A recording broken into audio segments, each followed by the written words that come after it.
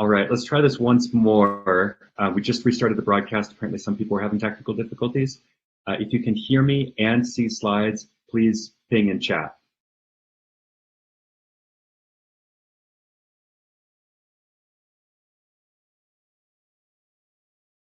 Here's the tense part.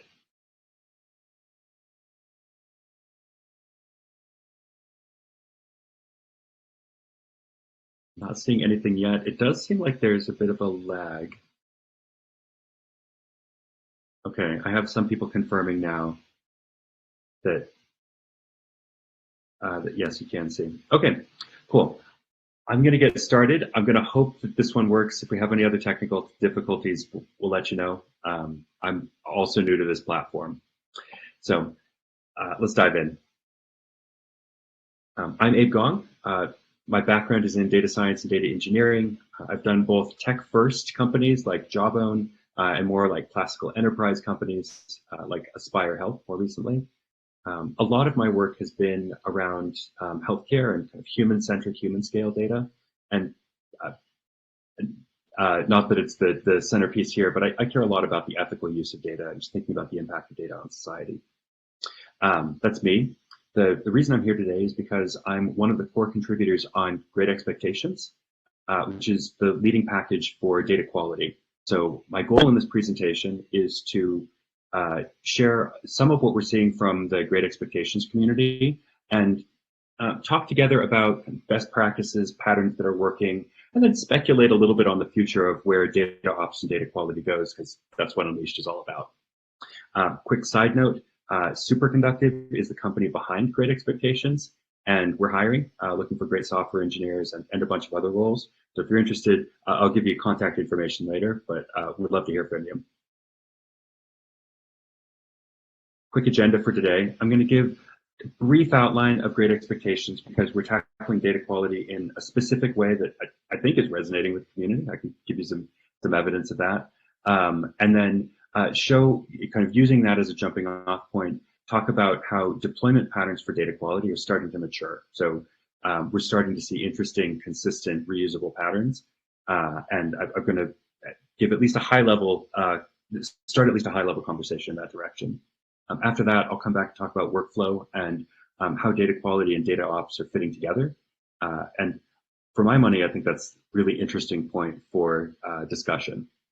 So throughout, I'm going to keep the chat open in the side. If you have clarifying questions, please speak up. It does seem like there is a little bit of a lag between the point when chats are typed and when I see them. So we'll just play that as best we can. That might mean answering inline throughout the presentation. It might also mean just gathering up questions and answering at the end. Either way, we will get to any questions and comments you have. All right, about Great Expectations. So there are several ways that you can attack data quality. We've gone for a direction that is very developer friendly and can fit into lots of different kinds of infrastructure. So the notion is Great Expectations is built on the concept of expectations, which are assertions about data. That can be simple schema-like things like expect column to exist or expect table row count to be between. It can get into the contents of data like uniqueness, nullability, ranges, regexes, string time formats. And it can also get into more kind of statistical process control and ML type things. So expect the column mean to fall in some range, or expect column KL divergence. So KL divergence is a measure of histogram similarity. So you can do things like take a reference distribution for example, training data going into a machine learning model and assert that the features haven't drifted. So it's a really powerful abstraction in the sense that you can expect lots of different things, and they all fit into the same framework and become useful in the same way. And it's not a closed set. The open source library contains several dozen expectations, and it's growing all the time. I'll share more about that later in the presentation. Oh, this is sad. This should be an animated GIF showing how to interact with expectations in a notebook. I guess that the main point to make is we've designed them for a combination of like kind of fast twitch data exploration. So assert this about your data. If it's not true, you get immediate feedback on what are the exceptions and what percentage and so on. Based on that, you can very quickly revise and edit expectations in a manual workflow. We've also done quite a bit of work and have more to come soon on data profilers that allow you to basically point algorithms at your data and generate a plausible set of candidate expectations. We don't believe that you're ever going to be able to automatically generate all of the expectations about data. There's just too much complexity and too much domain knowledge. But there are a lot of things you can do to speed up that workflow and make sure that the developer stays in full control throughout the process. One other thing I should mention, it would be nice if we had the notebook, is expectations are set up to be cross-platform. So you can use the same syntax and essentially compile to execution in Python pandas against many different dialects of SQL Alchemy and also Spark data frames. So it's a system that can travel across lots of different infrastructure. And I'll say more about that when we get to deployment patterns in a minute. One last thing to note about the way Great Expectations is designed is we've set it up so that your docs are your tests and your tests are your docs. And what I mean by that is all expectations are set up so that they are declarative, which means that you can compile them not just into code that can execute against different platforms, but also documentation in multiple formats, multiple kind of grammars and syntaxes. So that's everything from data dictionaries and lightweight metadata catalogs to Slack messages to, like, we've had teams that have talked about writing emails to data vendors so they can automate the complaining about buggy data. This should animate as well, sorry, but it's a quick screenshot of the out-of-the-box data docs that are compiled from Great Expectations. So just to give you a sense of traction and momentum, we're one of the fastest growing data communities in the world. We've got over 100 people joining the Slack community every month. Starting just over a year ago, we've got over 2,500 Slack members and lots of the other vanity metrics you look at to understand that an open source project is growing well. So we're really happy. Building in the open for developers is a thing that we love doing, and it's just great to see other people diving into that and helping contribute. Just for some sense of the kinds of companies that are exploring and using Great Expectations, it's all over the place. I'd say, and again to the theme of DataOps, there's a bit of a leaning towards companies where data is an operational concern, not just analytics. And we also see plenty of teams that are using Great Expectations for BI and analytics. So I'm going to pause to take my breath. If you have any questions, please jump in. But that notion of expectations as the core unit for data quality is a thing I'm going to talk about more in a few minutes. And hopefully this gives you some foundation as we dive in and start to talk about deployment patterns for data quality. So I'm going to touch on two of these. I looked at it, I was originally thinking of diving in and doing kind of full code, full integration.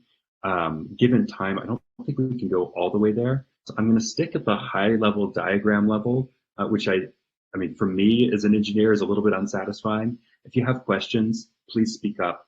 And I'm also happy to point you to additional resources if you want to go deeper on these. Broadly speaking, I'm going to talk about two patterns for data quality. These aren't the only ones, but they're two common ones and two where you can start to share learnings and compare and contrast pretty effectively.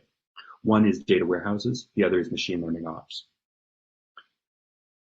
So high level diagram for data warehousing.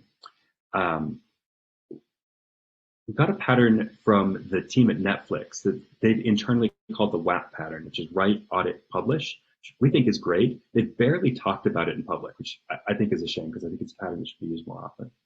But the notion is very often you'll have source data that needs to be validated at that point to understand, is it complete? Is it fresh enough? Does it adhere to the schemas that were previously agreed on with upstream vendors or upstream partners? From there, very often you'll extract that and load it into a staging environment. From there, you'll do transformations on it. And if all of that works and all of that passes, then you want to promote the data through to production where it goes in the data warehouse. Now, interestingly, when you look at the architecture behind this, sometimes steps, let's call this step 1, 2, 3, 4, sometimes steps 2, 3, and 4 are happening within, say, Snowflake or BigQuery. Sometimes it's just step 4, sometimes it's step 3. Kind of depends on whether you live in the ETL world or the ELT world.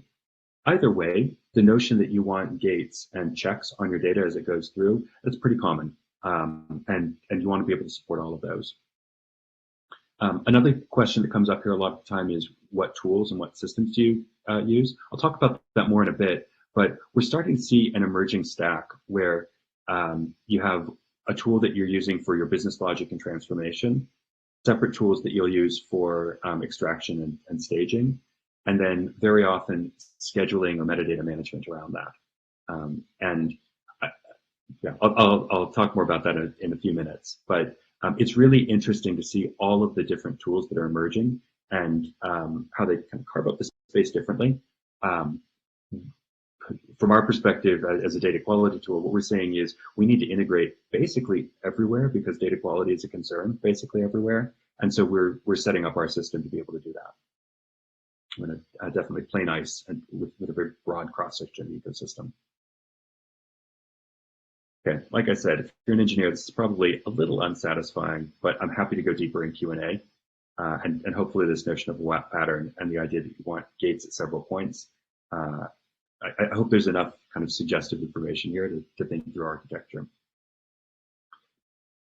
Let me talk about another workflow. So this is more workflow than architecture, but you can kind of imagine what the architecture would be behind it. This is a fairly typical flow for machine learning ops. And one of the things that's really interesting about machine learning ops is your workflows take place on different cadences. So data prep happens on one cadence, model development often happens on another cadence, and then production deployment and monitoring happens on a third cadence. Let's see, I'm seeing a question in chat. I'll come to this in just a moment. Let me discuss machine learning ops, and then I will answer that question and any others that come up.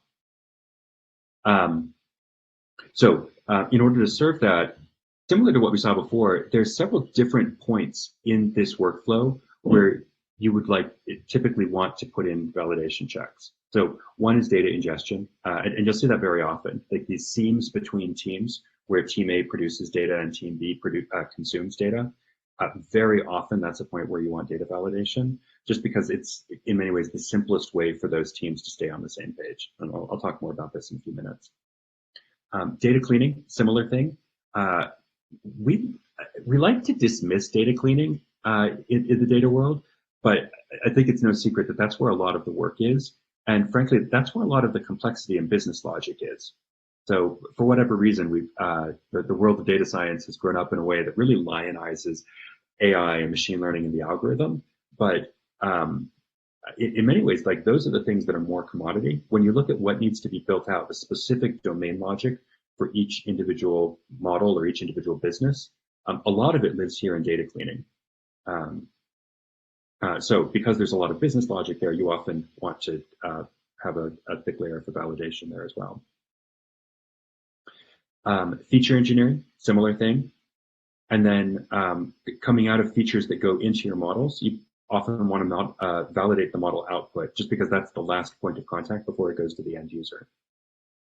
So at each of these stages, there are different types of things that you might want to look for. So for example, in data cleaning, pretty common to do deduplication and ensure that the kind of data coming in fits certain schemas. So uniqueness and schema checks become really important here. For feature engineering, you often want to look for sets and ranges and ensure that your features aren't drifting and fall into expected ranges. And then for model output, very often what you're looking at is histograms or distributions, and just verifying that the model is doing roughly the same thing today that it was doing last week, so that whether or not it's a data quality issue or maybe just some underlying trend in the real world, you understand if your model is out of band from the domain on which it's trained. So let me pause for just a second, open it up for questions. So one question is, best practice for data validation process.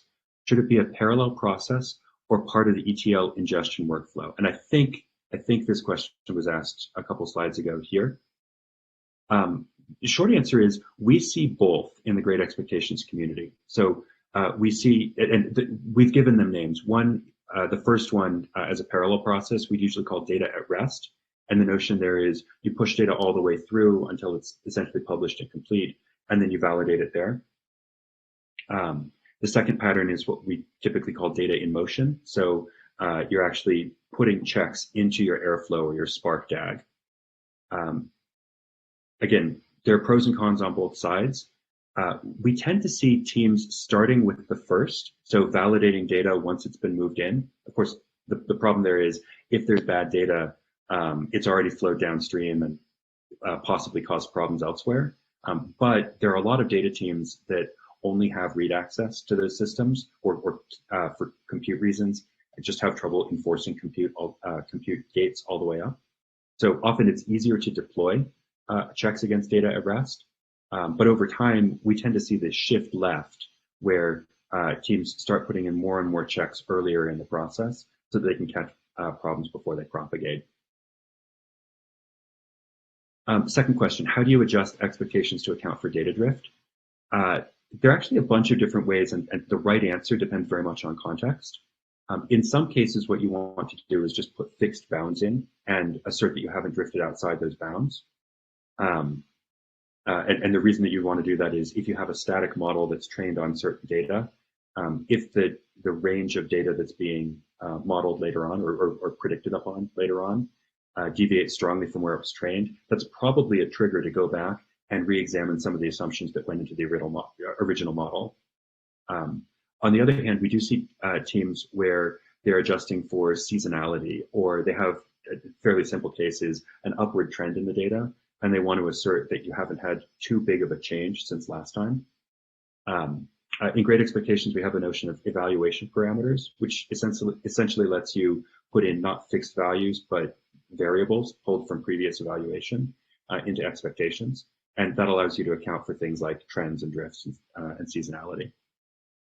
And I'll say that's very much an area of active exploration and development. So if you have feedback and ideas there, it's a place where there's actually quite a bit of technical depth, and we're excited about working with more people to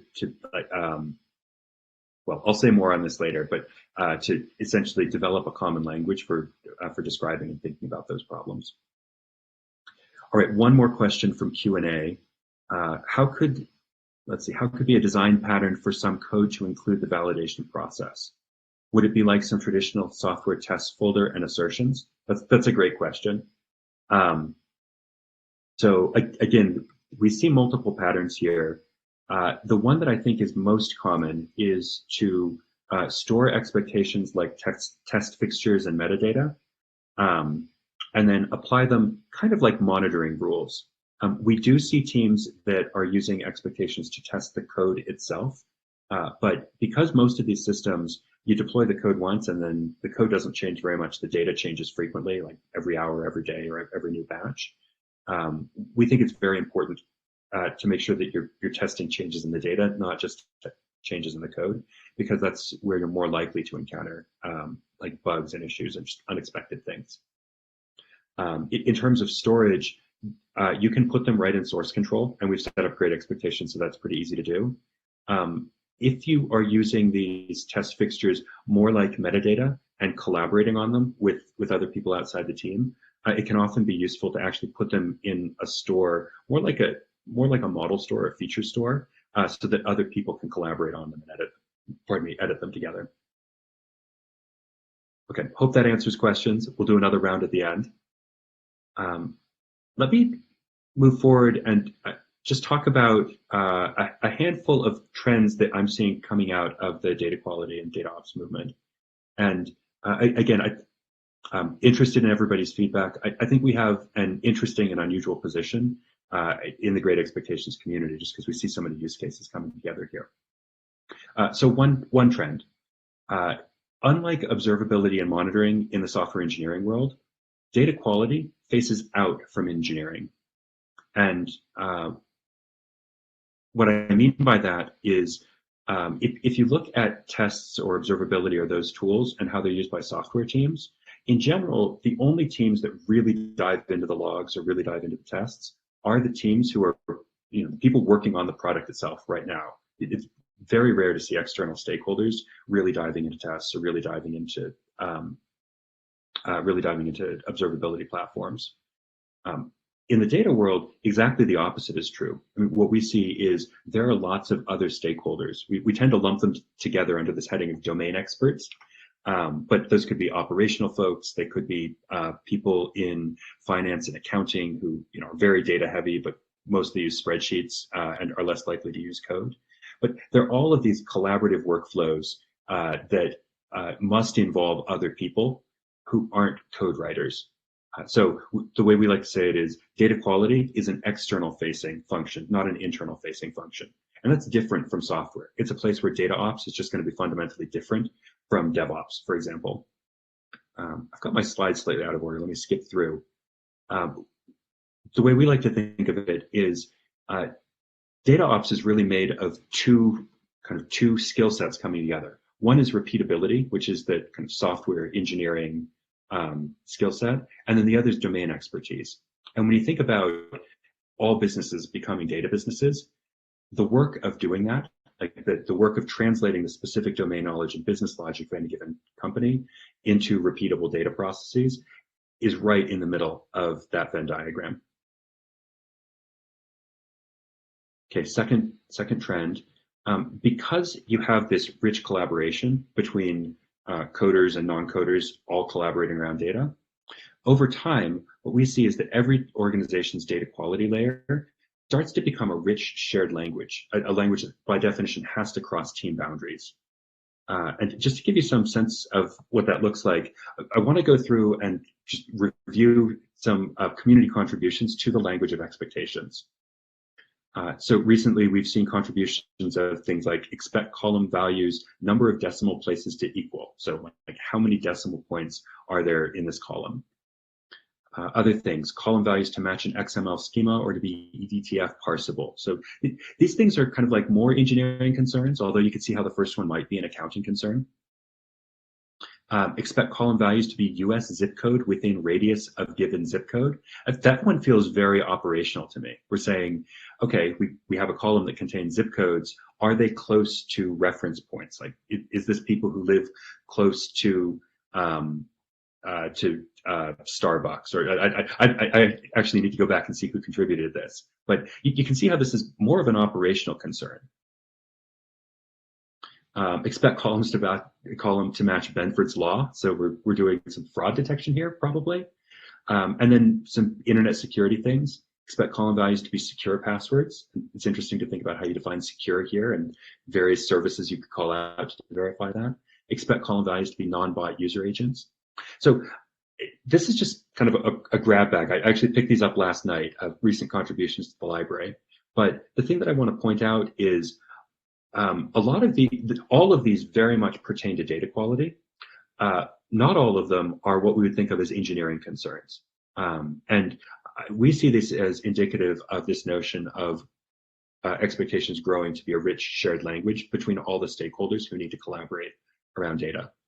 When you look at the Great Expectations community, the #1 request is for more expressivity. And one of the things we're pushing hard on is making it so it's easier for members of the community to build and contribute these back, because we see a lot of richness growing here. Third point, because of this, data quality has to integrate with tools at every level of the DataOps stack. And that's everything from databases. So, I mean, we integrate with all of the major SQL engines, especially the data warehouses, Snowflake, Redshift, BigQuery, Microsoft SQL Server, also Spark, also Pandas. We're starting to see people talking about a DAGs stack. And I love this acronym. It's not totally clear what the acronym is going to stand for. So I've had some people say it's DBT, Airflow, Great Expectations, Snowflake. I've had other people say, oh, no, it's Databricks, Great Expectations, Spark. We're agnostic. We want to fit in just about everywhere. But the notion that there's going to be an emerging stack and that data quality will be an important layer, both in terms of validating along the way and then also throwing off really useful metadata for other processes, it is really important. I think the evolution of the metadata landscape is going to be really interesting. It's one of the main things I'm interested in kind of getting out of this conference, listening to other tools and other providers. And it's worth mentioning, just because our hosts here are coming from Unravel, we're also actively looking at integrations with Unravel and making it so that Great Expectations can be a first-class citizen in that ecosystem. All right, last trend, and this one I think is early, but I'm going to go out on a limb and make this a prediction. If you look back to the period when CI/CD was catching on, like 15 years ago, plus or minus, there came a time where people would ask about CI/CD in interviews, and you could ask various ways, like, oh, well, what's your CI setup like at this company? But what employees were really asking, or prospective employees were really asking, is, hey, is this one of these places where you don't have CI and everything is always on fire, or is this going to be a good place to work? And we're already starting to see people put Great Expectations in their resume, and starting to see companies that will blog about their data quality and how they're approaching it. I'm going to go out on a limb and say 2021 is the year where data quality becomes a priority for morale and retention, where there just starts to be a big dividing line between working in an environment where the data platform has lots of technical debt, and so it's impossible to plan ahead and you're always putting out fires, versus places where you have good data quality in place, and so you can scale predictably and build predictably. I might be off by a little bit, but it feels like we are reaching that point in the adoption curve and the awareness curve around testing and just paying down pipeline debt. So 4 trends. I hope they're useful things to latch onto and respond there. Let me open it up again for questions. And while you add questions in chat and QA, I'm going to keep talking through just a few final points so that we don't have to wait at the end of the presentation. But if we were all in person, this is the point where people would be standing up and coming to microphones. Well, that's coming together. More resources. So I know that I was a little bit light on engineering details, especially for deployment patterns. If you go to greatexpectations.io and especially check out the blog there, we have more on both of those patterns and several others, plus integrations with tools and just a fair amount of discussion around best practice in this space. We're also very responsive in Slack, so feel free to jump in there, ask questions. You can find me there and DM me. And if not, other members of the team and community will be happy to answer questions. Beyond those resources, we are also actively working on partnerships at Great Expectations. So we love integrating with other open source tools, or just data tools in general. It doesn't have to be open source. So if you're like that, if you're active in the ecosystem, please reach out. We can figure out how to integrate. And we're also starting to work towards an enterprise advisory board.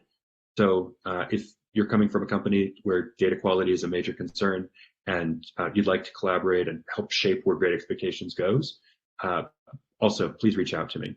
And just full disclosure, we're an open source tool, we're venture backed, so we will build a commercial layer on top of the tool eventually, before too long. And as part of that, our commitment to the community is everything that is in Great Expectations now will always stay open, and will always be a developer first tool, especially as you get into this layer of collaboration and building on top. We see lots of opportunities to just build tools and additional software to make the whole world work better there. So I'm not seeing any additional questions yet. I'll pause, give you a few minutes if you want to jump in. I don't know if it's possible to open up the mic. So for people managing the platform, Devin, if there's a way to do that and just like talk face to face, I'm happy to do that too. Otherwise, I will go to a long, awkward pause like we do in the COVID era when you can't see other people's faces.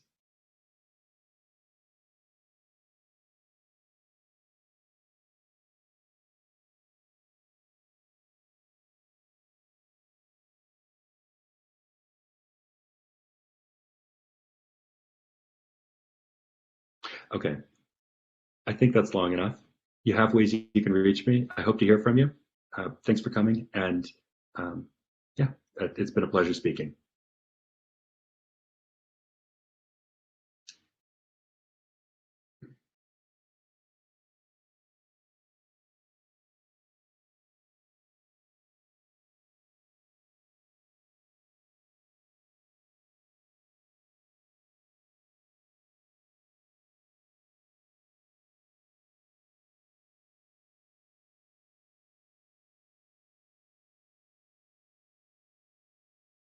Let's see, I am seeing one question. Is there a GitHub, a place where there is case studies? Yes, it's a little bit hard to give the GitHub link because they have underscores and hyphens, but if you go to greatexpectations.io, in the header, it links immediately to the GitHub.